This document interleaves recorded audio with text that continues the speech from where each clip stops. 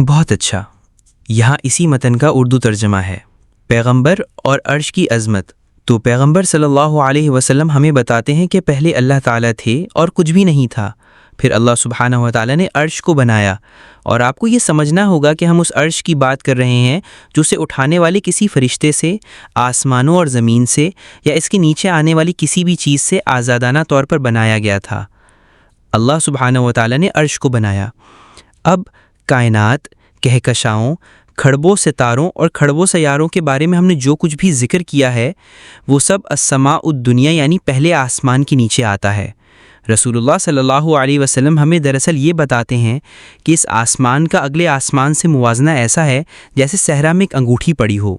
تو جو کچھ ہم نے مشاہدہ یعنی دیکھنے کے بارے میں بات کی ہے وہ سب صرف ایک ہی آسمان ہے، وہ سب کچھ اس کے اوپر والے آسمان کے مقابلے میں ایک لوہے کی انگوٹھی کے نیچے آتا ہے۔ آسمانوں کا سلسلہ اور کرسی کا موازنہ۔ پھر پیغمبر صلی اللہ علیہ وسلم نے فرمایا، اس آسمان کا اس کے اوپر والے آسمان سے موازنہ بھی ایسا ہے جیسے صحرا میں ایک انگوٹھی، اور اس آسمان کا اس کے اوپر والے آسمان سے موازنہ بھی ایسا ہے جیسے صحرا میں ایک انگوٹھی۔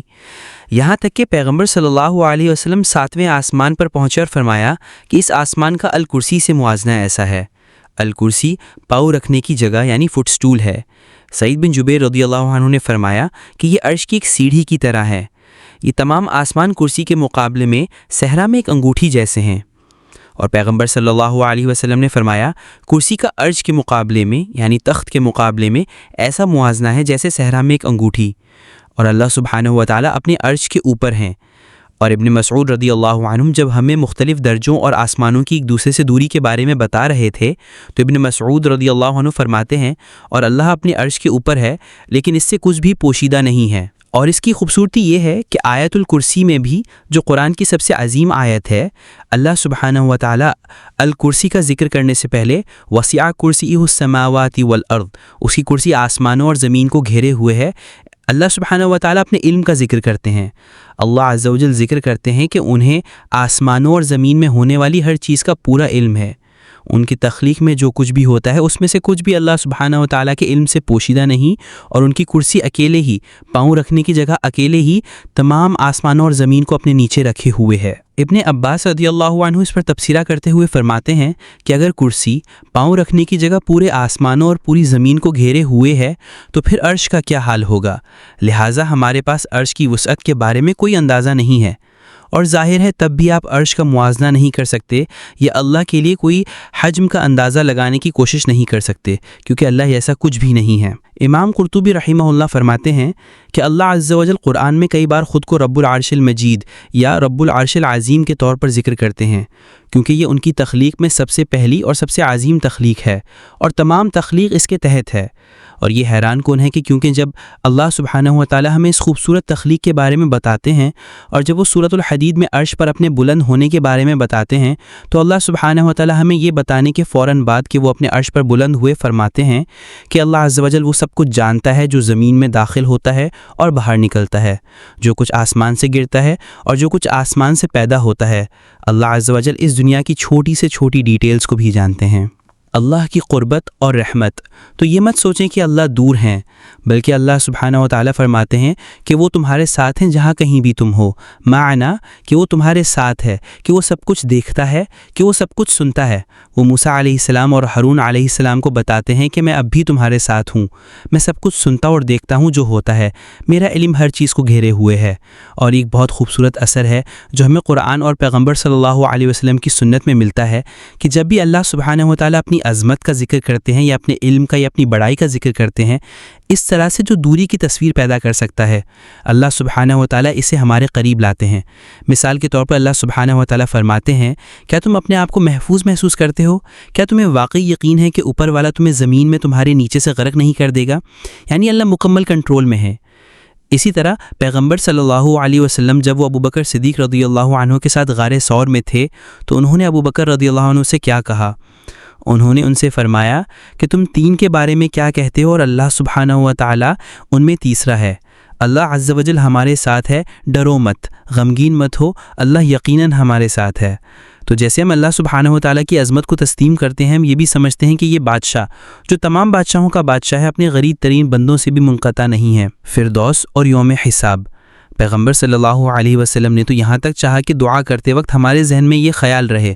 انہوں نے صلی اللہ علیہ وسلم نے فرمایا کہ الفردوس جنت کا سب سے اعلیٰ درجہ ہے، اور الفردوس کے اوپر براہ راست الفردوس کے اوپر رحمان کا عرش ہے، جنت کی نہریں اسی سے بہتی ہیں۔ تو کیا آپ سبحان اللہ تصور کر سکتے ہیں کہ جنت کی نہریں عرش سے بہہ رہی ہیں؟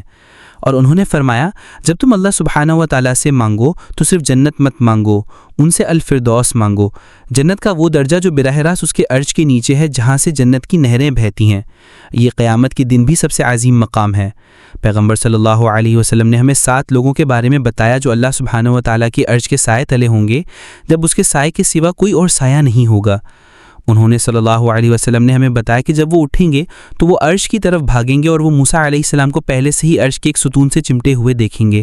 تو یہ جنت میں سب سے عظیم مقام ہے، یہ قیامت کے دن کا سب سے عظیم مقام ہے۔ اور سب سے عظیم فرشتوں میں وہ ہیں جو عرش کو اٹھاتے ہیں، ہم انہیں اکثر اپنی دعاؤں میں ذکر کرتے ہیں۔ اللہ سبحانہ و تعالی حملۃ العرش کی بات کرتے ہیں، وہ عظیم فرشتے جو عرش کو اٹھاتے ہیں، اور وہ اب 4 ہیں، اور قیامت کے دن اللہ سبحانہ و تعالی ہمیں بتاتے ہیں کہ وہ 8 ہوں گے۔ اور یہ بہت بڑے شاندار مخلوق ہیں، اللہ کے سب سے بہترین فرشتوں میں سے ہیں، لیکن تب بھی وہ فرشتے کیا کر رہے ہیں؟ وہ رحمان کی تسبیح کر رہے ہیں، وہ اللہ کی عظمت بیان کر رہے ہیں، وہ اللہ کی پرفیکشن کا اعلان کر رہے ہیں تاکہ یہ ظاہر ہو کہ اللہ عرش سے آزاد ہیں، اللہ عرش کو اٹھانے والوں سے آزاد ہیں، اللہ کو عرش کی ضرورت نہیں ہے، اللہ کو عرش کو اٹھانے والوں کی ضرورت نہیں ہے۔ وہ مسلسل اس کی تسبیح کر رہے ہیں اور اس کی پرفیکشن کا اعلان کر رہے ہیں، کیونکہ اسی طرح ہم اللہ سبحانہ و تعالیٰ کو سمجھتے ہیں، کیونکہ عرش سے پہلے صرف اللہ تھے۔ امام مالک رحمہ اللہ نے واقعی ہمیں اپنا عقیدہ دیا، انہوں نے ہمیں علم الالہیات کو سمجھنے اور اپنے عقیدے کو سمجھنے کا ایک طریقہ دیا۔ جب ایک شخص نے ان سے پوچھا، اور یہ بہت مشہور قول ہے، اس شخص نے ان سے پوچھا کہ اللہ اپنے عرش پر کیسے بلند ہوئے، باقیسہ مؤمن ہمیں سے کیسے سمجھتے ہیں، اللہ اپنے عرش پر کیسے بلند ہوئے؟ اور امام مالک رحمہ اللہ کو پسینہ آنے لگا، وہ کانپنے لگے۔ آپ جانتے ہیں وہ اس سوال کا جواب دینے سے واقعی خوفزدہ تھے، لیکن انہوں نے سب سے خوبصورت جوابوں میں سے ایک دیا، اور شاید یہ ان کے تقویٰ کی وجہ سے تھا، اللہ کے خوف کی وجہ سے کہ کہیں وہ اللہ کے بارے میں کوئی غلط بات نہ کہہ دیں۔ اللہ نے امام مالک کو ایک ایسا بیان دیا جو ایک ہیڈ لائن بن گیا، جو اہل سنہ کے لیے ایک مقالہ بن گیا، ان لوگوں کے لیے جو پیغمبر صلی اللہ علیہ وسلم پر ایمان رکھتے ہیں اور اللہ پر ایمان رکھتے ہیں اور اللہ کو انسانی ابعاد سے نہیں جوڑتے۔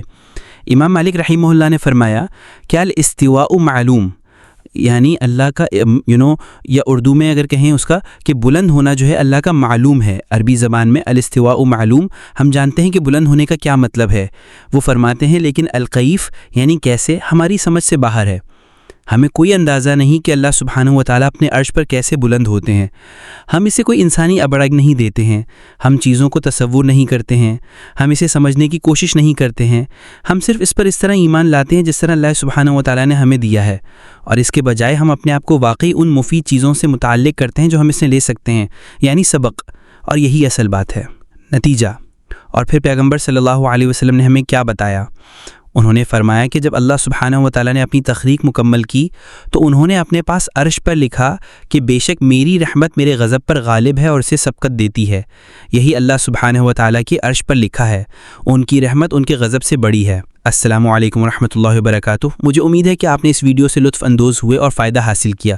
اگر ایسا ہے تو پلیز اس کو شیئر کریے، اور اگر آپ سیریز کے باقی حصوں کو دیکھنا چاہتے ہیں تو اوپر والے باکس پر کلک کریے، اور اگر آپ ہمارے تمام دوسرے ایپیسوڈز اور دوسرے ویڈیوز کو دیکھنا چاہتے ہیں تو اس کے نیچے والے باکس پر کلک کریے، اور مزید امیزنگ کانٹینٹ کے لیے چینل کو سبسکرائب کرنا نہ بھولیں۔